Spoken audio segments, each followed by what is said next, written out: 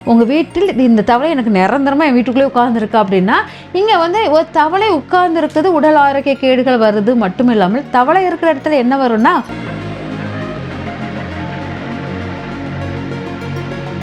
நல்லா பச்சை பசேன்னு ஒரு குளத்துக்குள்ள அப்படியே பூச்செடிகள்லாம் இருக்கும். அதில ஒரு தவளை நிக்கிற மாரி ஒரு ஃபோட்டோ வச்சு வந்துச்சுன்னா, அந்த இடத்தில் நீங்க வந்து அந்த வாய மூடிக்கிட்டே இருந்தா தவளை பார்த்தீங்கன்னா, கத்துதல் வந்து வாய பிளந்து கத்தாது. வாய மூடிக்கிட்டு உள்ளுக்குள்ளேருந்து அப்படியே இது கத்தும். அந்த மாரி வாய மூடிக்கிட்டு இருந்தா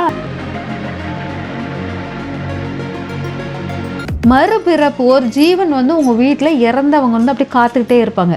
எப்போ இந்த வீட்டில் நான் அவதரிக்கலாம் அப்படின்னு சொல்லிட்டு காத்துக்கிட்டு இருக்கிற ஒரு ஜீவன் காத்துக்கிட்டு இருக்கும். அப்போ இந்த தவளை கனவுல வரும்போது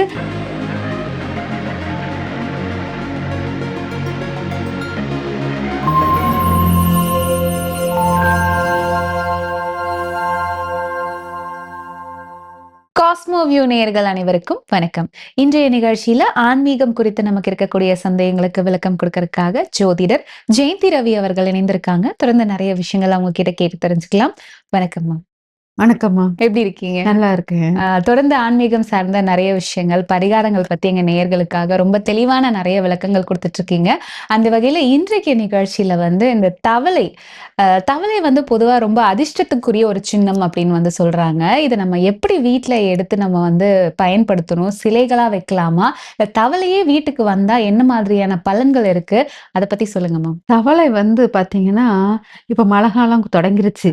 எல்லார் வீட்லயுமே பொதுவா தவளைகள் வந்து பார்ப்பாங்க. ஆனா 2 இது இருக்குது. தவளை ஒண்ணு இருக்கும், தேரை ஒண்ணு இருக்கும். தவளை வந்து நல்ல இந்த அடிப்பாகம் வந்து நல்ல புசு புசுன்னு இருக்கிற மாரி இருக்கும். அது தவளை. தேரைங்கிறது அது அடிப்பாகம் வந்து சுருங்கிய நிலையில் இருக்கும். அப்ப தேரை வந்து வரக்கூடாது. தேரை இருக்கிற இடம் வந்து வீடுகள் வந்து உறவு நிலை எல்லாமே நெகட்டிவ் ஆக்கிவிடும். அதனால தவளைக்கும் தேரைக்கும் உள்ள வித்தியாசம் தெரியணும். தவளை வருவது அந்த அடிவயிறு அந்த இதெல்லாம் புஸ்ஸுன்னு இருக்கிற மாரி ஒரு தவளை வந்துச்சுன்னா, உங்க வீட்டுக்குள் வந்துச்சுன்னா, பார்த்தீங்கன்னா குபேர அம்சம் அப்படின்னு நம்ம கேள்விப்பட்டிருப்போம். குபேரனுக்கு வந்து அந்த வயிறு வந்து பெருசா இருக்கும். பிள்ளையார் எடுத்தீங்கன்னா வயிறு பெருசா இருக்கும். இந்த மாரி வயித்தை வந்து தன்னை புஸ்ஸுன்னு அந்த பானை வடிவம் மாரி ஆக்கி அப்படியே மேல வந்து அப்படியே முகம் வந்து குறுகி அப்படி வரும் இல்லையா? இந்த பானையை வைத்து அப்படி முகத்தை உருவமைப்பு தான் இந்த தவளை அமைப்பு. இது பார்த்தீங்கன்னா குபேர அம்சம் செல்வ நிலை உயர்வு அப்படிங்கிறது அர்த்தம். இது கரெக்ட்டா பார்த்தீங்கன்னா மழைக்காலம் வரும்போது வரும். நம்ம பொதுவா வந்து லட்சுமி பூஜை வந்து பார்த்தீங்கன்னா, அப்படியே சன் வந்து அப்படியே அளவு வந்து குறைய சூரியனுடைய அளவு குறைய நமக்கு லட்சுமியுடைய பூஜைகள் வரிசையாக வரும். வரலட்சுமி விரதத்திலிருந்து தொடங்கி அப்புறம் விநாயகர் பூஜை வரும். விநாயகர் பூஜைக்கு அப்புறம் நவராத்திரி வரும். நவராத்திரிக்கு அப்புறம் லட்சுமி பூஜை, தீபாவளிக்கு முன்னாடி லட்சுமி பூஜை வரும். அப்ப சூரிய அளவு குறையும் போது மழை வெள்ளம் வருது. அப்ப தவளை உருவாகுது. அப்ப தவளைங்கிறது செல்வத்தினுடைய அறிகுறியாக நம்ம எடுத்துக்கிறோம். லட்சுமி வாசம் செய்யும் இடமாகவும் எடுத்துக்கிறோம். குபேரனுடைய உருவமாகவும் எடுத்துக்கலாம் தவளைய அப்படிங்கலாம். இந்த தவளை பார்த்தீங்கன்னா முதலில் உலகம் தோன்றும் போது நீருக்குள் உதயமான மீன் தான் முதல் உயிராக நம்ம எடுத்திருப்போம். மச்ச இது அப்படி அவதாரம் அப்படிங்கிற மாதிரி. அப்பங்கும்போது இந்த மீன் வந்து நீரில் இருந்து தோன்றியது அப்படிங்கிறது. அதாவது வானத்துல மழை பெய்யும் போது பார்த்தீங்கன்னா, ஆட்டோமேட்டிக்கா மீன் வரும். நமக்கு மீன் வந்து பூமியில விழுற மாரி இருக்கும். அதே சமயம் அம்மா வயிற்றுக்குள் நீர் இருக்கிற அந்த நீர் குடத்துக்குள் பார்த்தீங்கன்னா, தலைப்பிரட்டை போல் விந்து வருவதும் தவளை அம்சத்துக்குரியதுதான். தலைப்பிரட்டை அதாவது தவளை உருவாக்கத்துக்கு முன்னால் தலைப்பிரட்டையாக தோற்றம் கொடுப்பது தவளை தான். அது மீனுடைய உருவமைப்பு போல் தோற்றம் ஒரு இது இருக்கும். அதே போல் தான் மனிதனுடைய ஒரு குழந்தை உருவாக்கும் போது முதல் தோற்றமும் தலைப்பிரட்டை மறுத்த தோற்றம் தான். அப்போ முதல் ஒரு உருவாக்குது அப்படிங்கிறது தவளை தான். அப்போ ஒரு உலகம்ங்கிற மாயையை முதலில் உருவாக்கும் போது ஒரு உயிர் தோன்றுகிறதுனா, அந்த உயிர் வந்து தலைப்பிரட்டை அம்சமாக இருப்பதினால் அந்த தவளை நம்ம வீட்டுக்குள் வருவது நம்மளை ஏதோ ஒரு புதிய ஒரு உறவுகள், புதிய ஒரு வளர்ச்சியை நோக்கி நம்ம பயணிக்கிறோம் அப்படிங்கிறது அர்த்தம். ஆனால் தவளை வீட்டுக்குள்ள வருவது அவ்வளவு விசேஷமானது அப்படிங்கிறது முக்கியமானது. ஓகே. அதே மாதிரி தவளை வந்து வீட்டிலே தங்கிடக்கூடாது அப்படின்றதும் சொல்றாங்க. அதற்கான காரணம் காரணம் என்ன மேம்? அதாவது தவளை வந்து பார்த்தீங்கன்னா, நம்ம வீட்டுக்குள்ள வந்துட்டு அது ஓடிருச்சுன்னா, அது ஒண்ணுமே இல்ல. ஆனா வீட்டுக்குள் தங்குனால் உங்களுக்கு என்னன்னா, ஒ ஒரு லட்சுமி வீட்டுக்குள் தங்கும்போது நம்மளுக்கு என்னன்னா, வந்து வந்து போவது தான் லட்சுமி உடைக்கு நமக்கு சிறப்பாக இருக்கும். ஒரு பணம் வந்துச்சு, நம்ம வீட்டிலேயே தங்கிருச்சுன்னா, தேங்கிய நிலை பணமாக மாறிவிடும். அது வளர்ச்சி இல்லாத பணமாக நிக்கும். எப்பவுமே பணம் வந்து வெளிய போயிட்டு, திரும்ப ரெட்டிப்பாக திரும்ப நம்ம வீட்டுக்குள் வருவது தான் மகாலட்சுமியுடைய அம்சம். அதேபோல தான் தவளையும் வந்து வந்து போகணும். தவளை இருக்கிற இடங்கள் வந்து குளம், குட்டைகளில் தான் வாழும். அப்போ உங்க வீட்ல இருப்பிடமாக இருந்தா, அழுக்கு நீர் தேங்கிய இடத்துல தவளை உட்காரும். அப்பங்கும்போது அந்த இடத்தில் வந்து தவளை உட்கார்ந்துச்சுனா, கண்டிப்பாக உடல் ஆரோக்கிய தன்மை கேடுகள் உருவாகும். உங்க வீட்டில் இந்த தவளை எனக்கு நிரந்தரமா என் வீட்டுக்குள்ளே உட்கார்ந்திருக்கு அப்படின்னா, இங்க வந்து ஒரு தவளை உட்கார்ந்து இருக்குது உடல் ஆரோக்கிய கேடுகள் வருது மட்டும் இல்லாமல், தவளை இருக்கிற இடத்துல என்ன வரும்னா, பாம்பு வரும். தவளை இருக்கிற இடத்துல பாம்பு வரும். உங்க வீட்ல ஒரு தவளை நிரந்தரமா வந்து நிக்கிறதுன்னா, அப்ப இந்த இடத்தில் பாம்பு வரும். பாம்பு வந்து ராகுகேது தோஷமாக எடுத்திருப்போம். அப்ப தவளை நிரந்தரமாக உங்க வீட்ல தங்குற மாரி இருந்துச்சுன்னா, அங்க ராகுகேது தோஷங்கள் உருவாக போகுது.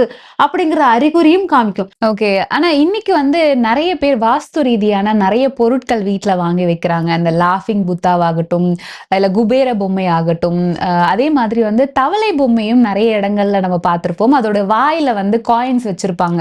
இது செல்வ நிலைக்கு பயன்படுத்துறாங்க அப்படின்னு நமக்கு பார்க்கும்போதே தெரியும். இந்த மாதிரியான தவளை பொம்மைகள நம்ம பண வரவிற்காக பயன்படுத்தலாமா? தவளை படம் மட்டும் வச்சுக்கிட்டு இருந்தா, அது நமக்கு நெகட்டிவ். ம். ஏன்னா, அது தவளை வந்து தேங்கிய நேரத்தில் அப்படியே அப்படியே சும்மா இருக்கிற மாரி இருக்கும். அந்த நெகட்டிவ நம்ம எடுக்கவே கூடாது. தவளை வந்து வாயில காயின் மாரி வச்சிருந்தா, செல்வத்தை தூக்கிட்டு வருவது போல அர்த்தம். செல்வத்தை தூக்கிட்டு வந்துட்டு போற மாரி தான் அது மீன் ஆகும். ஆனா, சாதாரண ஒரு தவளையாக கிணற்று அப்படி ஒரு நல்ல பச்சை பசேல்னு ஒரு குளத்துக்குள்ள அப்படியே பூச்செடிகள்லாம் இருக்கும். அதில ஒரு தவளை நிக்கிற மாரி ஒரு ஃபோட்டோ வச்சு வந்துச்சுன்னா, அந்த இடத்தில் நீங்க வந்து அந்த தவளை வந்து உங்களுக்கு நெகட்டிவா இருக்கும். ஆனால் நம்ம வந்து பார்த்தீங்கன்னா, அ கிரேக்க ஓவியம் எடுத்துக்கோங்க. சீனர்கள் ஓவியம் எடுத்துக்கோங்க. அங்க லட்சுமி ஓவியம் கிரேக்க ஓவியத்துல வந்து தேவதைகள் நெறைய உண்டு. அந்த தேவதைகள் லட்சுமிக்கான ஒரு தேவதையும் உண்டு. நம்ம லட்சுமி எப்படி இருக்காளோ அதே அம்சத்தில் தான் அவங்க உட்கார வச்சிருப்பாங்க தாமரையில. பார்த்தீங்கன்னா, சுத்தி இருக்கிறது ஆந்தை இருக்கும், மயில் இருக்கும், தவளையும் இருக்கும். நல்ல பூக்கள் நெறைய பூக்கும். அந்த இதெல்லாம் சுத்தி இருக்கிற மாரி அவங்களோட ஓவியத்தில் கிரேக்க நாட்டு தாரான்னு வச்சிருப்பாங்க. அந்த தாராவில் இவங்க லட்சுமி தாராவாக இருப்பாங்க. பார்த்தீங்கன்னா, அந்த தவளையும் இருக்கும்.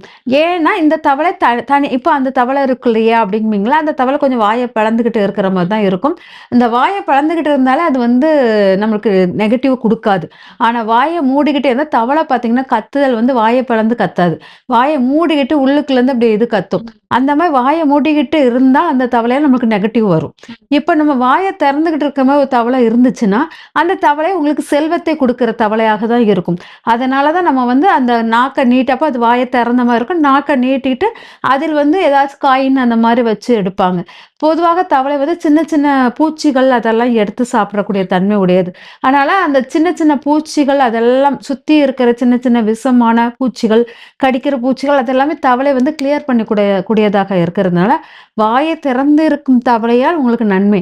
அதனால அந்த வாய திறந்திருக்கும் பூச்சி அந்த மாரி கலெக்ட் பண்ண அப்படி இங்க உட்கார்ந்த இடத்துலேருந்து நாக்க பல மைல் தூரத்த நீட்டி, இது வந்து நம்ம தவளை வந்து நம்ம அறிவின் அறிகுறியாக கூப்பிடுவாங்க. நம்ம அறிவான ஒரு இதா தான் எடுப்பாங்க.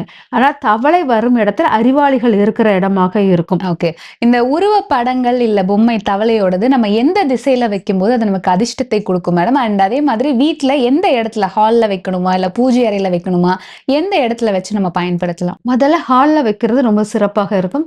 அதே மாரி பூஜை ரூம் மத்த இடத்துலலாம் வைக்கக்கூடாது. சாமியான வழிபாடு கிடையாது. இது வந்து நம்மள கூட சின்னத்தை நம்ம அடிக்கடி பார்க்கும்போது ஒரு சின்னம் இந்த சின்னத்த பார்க்கும்போது நம்ம மூளை வந்து மாறுபட்ட சிந்தனைகள் அதெல்லாம் உருவாகக்கூடியதாக இருக்கும். அதனால இது வந்து ஹால்ல வைக்கிறது நல்லது. ஹாலில் நம்ம வந்து என்னன்னா, வெளி பக்கம் போற மாரி வராமல் உள்பக்கம் நுழையிற மாரி இருக்கிற தவளையாக செல்வத்தை எடுத்துட்டு வருவது போல இருக்கிற தோற்றத்தில் இருக்கும். உங்க வாசப்படியிலிருந்து உள்ளுக்கு வர்ற போல் உள்ள தோற்றத்தில் நீங்க வைப்பது சிறப்பாக இருக்கும். திசை ஏதாவது? திசை வந்து தென்மேற்கு திசைகள் வைப்பது சிறப்பாக இருக்கும். அது தென்மேற்குல உங்க வீட்டுக்குள் நுழையிற மாரி வச்சீங்கன்னா சிறப்பாக இருக்கும். வெளிய போற மாரி இருக்கக்கூடாது. உள்ளுக்கு வர்ற மாரி இருக்கிறது அது வந்து செல்வ நிலையை குறிக்கக்கூடியதாக இருப்பதனால. ஏன்னா அது வந்து செல்வத்தை எடுத்துட்டு வரும். அதனால அது செல்வ நிலைக்குள்ளதாக இருக்கும் அப்படிங்கிறது. மேம், தவளை வந்து வீட்டுக்கு வந்தா என்ன மாதிரியான பலன்கள் அப்படின்னு நீங்க சொன்னீங்க. இப்ப நெறைய பேர் கனவுல இந்த மாரி தவளை வர்றத வந்து பார்ப்பாங்க. இதற்கு என்ன பலன்? இல்ல தவளை கத்துற மாதிரியோ, இல்ல தவளைய பார்க்குற மாதிரியோ எல்லாம் கனவு கண்டா அதற்கான பலன் என்ன இருக்கு மேம்? தவளை நம்ம கனவுல பார்க்குற மாரி வந்துச்சுன்னா, அது வந்து என்னன்னா, தவளைங்கிறது நம்ம மறுபிறப்பை குறிப்பதாக்கும். மறு ஜென்மத்தை குறிப்பதாக இருக்கும். தவளை கனவுல வர்ற மாரி வந்துச்சுன்னா, கண்டிப்பாக உங்க வீட்ல யாராச்சும் குழந்தை உண்டவங்க தெரிஞ்சவங்களோ, இல்லாட்டி உங்க சொந்தக்காரங்க யாராச்சும் ஒருத்தர் குழந்தை உண்டவங்களாக இருப்பாங்க. அதில் வந்து மறுபிறப்பு ஒரு ஜீவன் வந்து உங்க வீட்ல இறந்தவங்க வந்து அப்படி காத்துக்கிட்டே இருப்பாங்க. எப்போ இந்த வீட்ல நான் அவதரிக்கலாம் அப்படின்னு சொல்லிட்டு காத்துக்கிட்டு இருக்கிற ஒரு ஜீவன் காத்துக்கிட்டு இருக்கும். அப்போ இந்த தவளை கனவுல வரும்போது, அந்த வயிற்றுக்குள் குழந்தை உண்டாக்குறது இறந்தவங்க ஒருத்தவங்கள ஆத்மா வந்து அந்த அந்த உடலில் வந்து வரப்போது. அவங்க தான் மறுபிறப்பு எடுக்க போறாங்க. அவங்க தான் கர்மாவுக்குள்ள ஆக்டிவேட் பண்ண போறாங்கன்னு நமக்கு தெரியும். அதனால அவங்கள வரவேற்கும் விதமாக அந்த தவளை வந்து நமக்கு காமிச்சு குடுத்துட்டு போயிரும். இது வந்து நான் இன்னும் உங்க வீட்ல உள்ள ஒரு ஜீவன் வந்து மறுபிறப்பாக உங்க வீட்டுக்குள் வரப்போகுது. அப்படிங்கிற மாரி, மறுசுழற்சி அப்படிங்கிற மாரி எடுத்துக்கலாம். இல்லாட்டா உங்க பிசினஸ்ல ஏதாச்சும் ஒரு லாஸ் ஆகுற ஒரு விஷயத்த, அத திரும்படி உங்களுக்கு பழைய மாரி உங்களுக்கு ரிப்பீட்டட் குடுக்குற மாரி ஒரு இடத்துக்கு கூட்டிட்டு போகுது. பழசை வந்து கலைச்சு போட்டுட்டு, நீங்க புதுசான ஒரு பிறப்பெடுப்பது போல ஒரு தோற்றம் அது. கனவில் வருவது. அது சிறப்பானதாக இருக்கும். ஓகே. ஸோ பொதுவாவே தவளை அப்படின்னாலே ஐஸ்வர்யத்தை குடுக்கக்கூடிய ஒரு விஷயமா தான் இருக்கு. அது கனவுல வந்தாலும் சரி, இல்ல வீட்ல வந்தாலுமே இல்லையா? பொதுவா தவளை இருக்கிற இடம் அப்படிங்கிறது எப்பவுமே ரொம்ப சத்தமா இருந்துட்டே இருக்கும். இதற்கான பலன் அப்படின்னு ஏதாவது இருக்கா மேம்? ஆமா. இது பார்த்தீங்கன்னா, காலை எந்திரிச்ச உடனே நம்ம கேட்கிற ஒலி வந்து பறவைகளுடைய ரிங்காரம் சவுண்ட் வந்து கேட்பது மகாலட்சுமி அம்சத்துக்குரியது. ஏன்னா விடிய காலையில் பார்த்தீங்கன்னா, சூரியன் உதயமாகறதுக்கு முன்னக்கூட்டியே பறவைகள் எந்திரிச்சிரும். பறவைகள் எந்திரிச்ச பிறகு சூரியனை எழுப்பி விட்டது போல் அதுக்கு சத்தம் போட்டு எழுப்பிவிடும். சூரியனை எழுப்பிவிடுவது போல். அந்த பறவைகள் சூரியன் உதயமாகறதுக்கு முன்னக்கூட்டி எந்த இது இருக்குன்னா, விடிவெள்ளிங்கிறது சுக்கிரன். விடிவெள்ளி தோற்றம் இருக்கும். சுக்கிரனுடைய ஆக்டிவிட்டி இருக்கும்.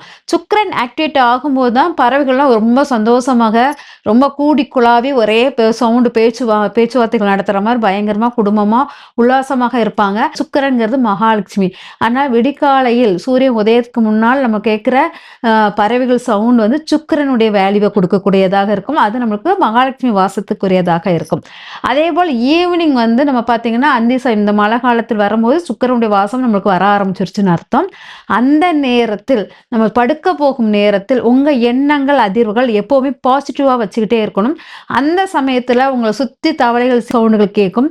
அந்த தவளைகள் சவுண்டு கேட்கும்போது, அப்போ வந்து உங்களுக்கு பணம் சார்ந்த விஷயம், வியாபாரம் சார்ந்த விஷயம், வாழ்க்கைக்கு தேவையான எல்லா பொருட்கள், மாயை சார்ந்த விஷயங்கள் எதெல்லாம் நினைக்கிறீங்களோ அதெல்லாம் ஆக்டிவேட் ஆகும் இந்த தவளை சவுண்டுல. ஏன்னா தவளையும் மகாலட்சுமி அம்சத்துக்குரியதாக இருக்கும். இரவில் வலம் வரக்கூடியதாக இருக்கக்கூடியது. அதனால் இந்த மகாலட்சுமி அம்சம் சவுண்டு கேட்கிறது, காலை பறவைகள் சவுண்டும் இந்த 2ம் மகாலட்சுமிக்குரியதாக இருக்கும். எந்த இடத்தில் தவளை சவுண்ட் அதிகமாக வருதோ அந்த அந்த இடங்கள் வளர்ச்சியினுடைய பாதையில் போய்கிட்டே இருக்கு. வளர்ந்து கொண்டே இருக்கிறது அப்படிங்கிற அர்த்தம். அந்த இடத்தில் வந்து வீடு வாசல்கள் நல்ல லக்ஸரியான வீடுகள்லாம் வர்றதுக்குள்ள வாய்ப்புகள் இருக்கு. நல்ல ஒரு பணக்காரங்கள் உருவங்க அங்க தோன்றதுக்கு வாய்ப்புகள் இருக்கு. அதாவது டிராவல் அதுக்குள்ள பயணங்கள் நடந்து கொண்டு இருக்கிறது அப்படிங்கிறது. அதனால அந்த பயணத்துக்குடைய துவக்கம் தான் அந்த தவளையுடைய சத்தம். அந்த தவளை சவுண்ட்ல நம்ம வந்து நிறைய நல்ல எண்ணங்கள், நாம் சொல்ற மாரி என்னன்னா, நான் இத்தனை தொண்டு செய்யணும், இத்தனை பேரை வாழ வைக்கணும் அப்படிங்கிறத விட, எனக்கு இந்த சொத்துக்கள் முடியணும், இந்த இதெல்லாம் கடனெல்லாம் தீர்த்து இந்த பண வரவுகளை அதிகரிக்கணும். இந்த மாரி பொருட்கள், பணம் சார்ந்த பொருட்கள் சார்ந்த விஷயத்தை நீங்க ஆளுமை பெறுவதற்கு இந்த இது வந்து உங்களுக்கு முக்கியத்துவம் வாய்ந்ததாக இருக்கு. ஓகே. ஸோ இன்றைய நிகழ்ச்சியில தவளைக்கு பின்னணியில இருக்கக்கூடிய விஷயம் என்ன? ஆன்மீக ரீதியா இத நம்ம எப்படி பார்க்கணும்? செல்வ நிலைக்கு நம்ம தவளை பொம்மையை எந்த இடத்துல வைக்கும்போது செல்வ நிலை உயரும்? இந்த மாரி நெறைய விஷயங்களுக்கு ரொம்ப தெளிவான விளக்கம் குடுத்தீங்க வழக்கம் போல. ரொம்ப நன்றி மேம். நன்றி மேம்.